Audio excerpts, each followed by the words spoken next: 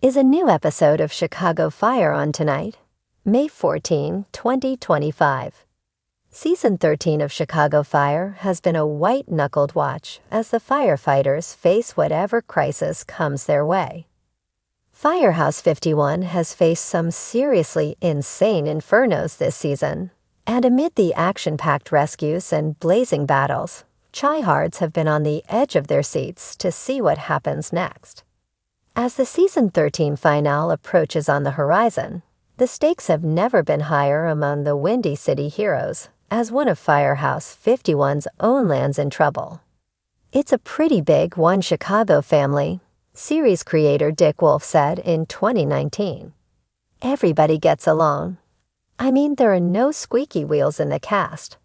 I've never had anything like it, which is, I think, only visible to the audience by the fact of how good they are together. There are no line counters. There are no where's my close-up. It's a remarkably ensemble-like world." Related. Chicago Fire's best friendships that showcase the camaraderie of Firehouse 51. Find out when and where to watch new Chicago Fire Season 13 episodes below. The logline for tonight's Chicago Fire episode, Season 13, Episode 21. The Bad Guy. Reads, Kid strengthens her bond with Natalie during a road trip. Severide investigates a car fire and uncovers surprising evidence. Violet receives a career opportunity after being featured in a local newspaper. When do new episodes of Chicago Fire Season 13 air? New episodes of Chicago Fire Season 13 air on Wednesdays at 9/8 on NBC. All new One Chicago episodes are also available to stream the next day on Peacock. The logline for next week's Chicago Fire episode, Season 13, Episode 21. It had to end this way.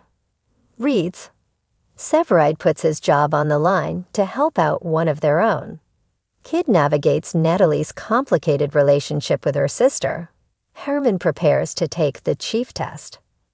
You can stream all 13 seasons of Chicago Fire, or catch up with the Windy City First Responders of Chicago Med and Chicago PD on Peacock. We have laughed hard. We laugh hard every day on this show. David Agenberg, a.k.a. Chicago Fire OG Chris Herman, told NBC Insider in a November 2024 interview. That's why the crew has stayed. Everybody that could possibly stay stays because it's a beautiful set. It's never lost on me how special it is to be a part of something with the longevity this has, Kinney told Us Weekly in May 2022. It's a testament to show creator, Dick Wolf, and the team of people he puts together. Tonight's episode of Chicago Fire ignites with emotional heat and high-stakes drama as Firehouse 51 faces not only a raging inferno, but also secrets that burn just as fiercely. Opening scene. The episode opens on a moody Chicago morning, gray skies looming overhead. Inside the firehouse, the crew is scattered. Joe Cruz is in the bunk room, quietly staring at a photograph of Otis, lost in thought. Bowden notices and gently asks if he's okay. "I've just been thinking," Cruz replies, "about how things change, but some ghosts stay." Bowden places a reassuring hand on his shoulder. It's not about moving on. It's about carrying them with you. Meanwhile, Stella Kidd and Violet McCamey are deep in discussion in the gear room, trying to coordinate a women's mentorship event for aspiring female firefighters. Kidd is excited, but Violet seems distracted.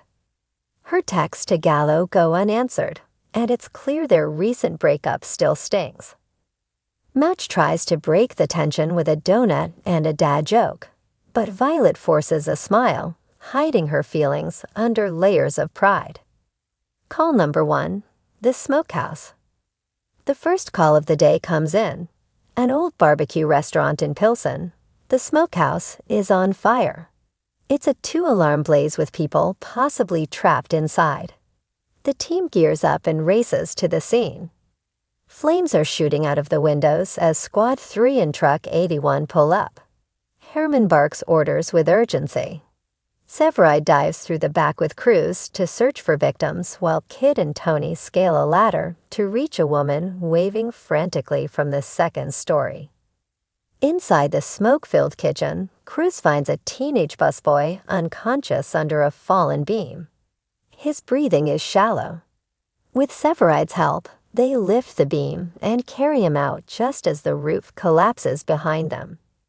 Outside, Violet works feverishly to intubate the victim, and with Hawkins gone, she feels the weight of every decision.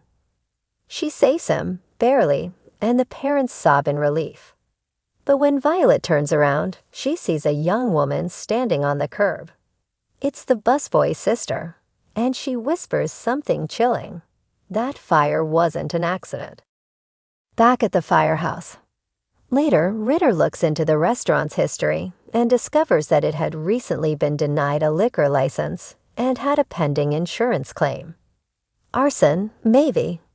Severide, still on leave from OFI, but unable to resist a mystery, agrees to check it out off the books. Meanwhile, Bowden has a meeting with the deputy commissioner who warns that budget cuts are coming. Firehouse 51 is on the shortlist for redistribution. Bowden's eyes narrow. You can't measure loyalty or sacrifice with a spreadsheet. Personal storylines unfold. In quieter moments, Stella confronts Severide. You said you'd stop playing detective on your own, she says, hurt in her voice. I don't want to lose you to a fire or a conspiracy. He promises to be careful, but kisses her forehead with that familiar mix of love and stubbornness. I can't stop being who I am. Meanwhile, Cruz gets a surprise visitor, his younger brother Leon. Recently released from prison and trying to stay clean, Leon asks Cruz if he can crash for a few days. Your family, Cruz says, though it's clear he's torn. The last time Leon was around, it nearly cost Cruz everything. Violet finally corners Gallo at Molly's. Their breakup was messy, but tonight she wants honesty. You ran when it got hard, she says.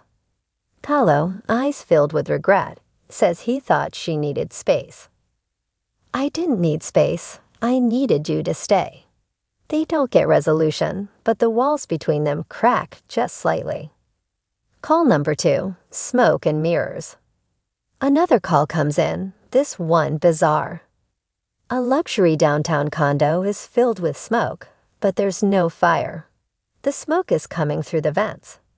As the team fans out, Cruz and Severide find the source. Someone stuffed rags soaked in oil into the HVAC system. It's a diversion. Just then, alarms go off in the building. An apartment 2 floors up is being robbed. Masked thieves are breaking into a tech exec safe. Before CPD arrives, Severide and Cruz corner one of the thieves trying to escape through a stairwell. A struggle ensues. The thief pulls a knife, slashing Cruz's shoulder before escaping. Severide, furious, vows to find out who set the fires as distractions. The woman from earlier, the busboy's sister, had mentioned that her brother got involved with the wrong people. It starts to click. A local gang is setting fires as cover for high-stakes robberies. Final act, pressure mounts.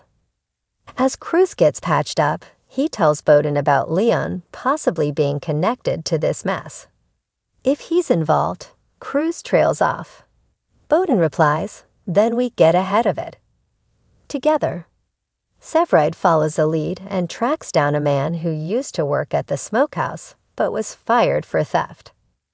The man's been bragging about a big payday and suddenly has a new car. Severide turns the info over to CPD, but the danger is far from over. Cliffhanger ending. In the final scene, a shadowy figure watches Firehouse 51 from across the street. A phone rings. They're getting too close, the voice says. Time to send a message. Cut to black. Next week on Chicago Fire. Firehouse 51 becomes a target.